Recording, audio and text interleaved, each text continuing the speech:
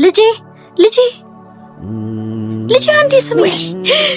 ቆይ እኔ የምለው በጓደኞቼ ፊት እንድዋረድ ነው እንደምትፈልጊው? ለምንድን ነው ማሰሚ? ድረቴን አብረሽኝ እንድትመጪ አልፈልግም። እስቲ ተመልከቺማ፣ ጠርንሽ እኮ በጣም ነው የሚያስጠላው። ልጄ ነኝ እኮ። እንዴው ባ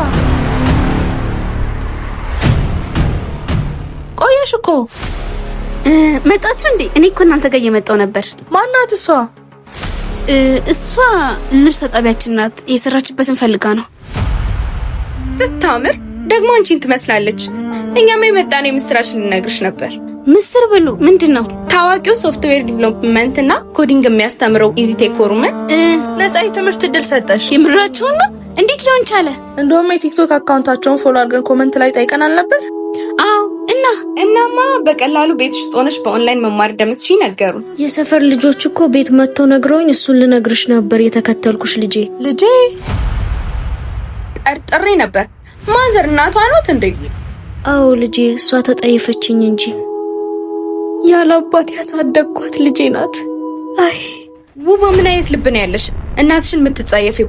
የወለደችሽ እናትሽ እኮ ናት፣ ለዛውም ጀግና ናት።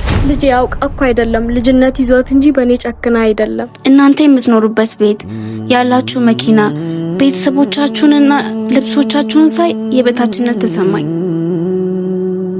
እናንተ እውነተኛ ማንነቴን ስታውቁ የምትንቁኝና የምታገሉኝ መሰለኝ። ውባ፣ እናት እኮ ሁሌም እናት ናት። እሷ ጠውልጋ አንቺን አሳደገች፣ ሊያውም ከኛ እኩል። ደግሞ ውባ፣ ኢዚቴክ በሰጠሽ እድል ተምረሽ ውጤታማ መሆን ትችያለሽ። ከዛ ተምረሽ ያንቺንም የናትሽንም ህይወት መቀየር ትችያለሽ።